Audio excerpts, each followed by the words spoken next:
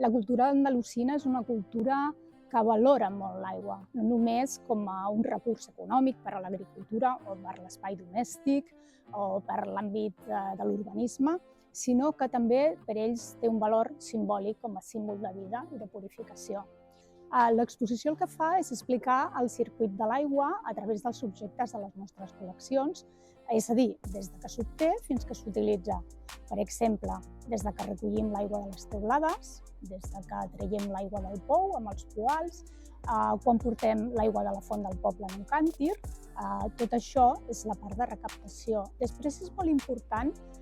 veure com podem contenir aquesta aigua, contenir i conservar habitualment amb grans gerres, grans tenalles que es col·locaven als patis de les cases i que posaven a disposició aquest recurs per a totes les tasques que es feien diàriament a l'àmbit domèstic.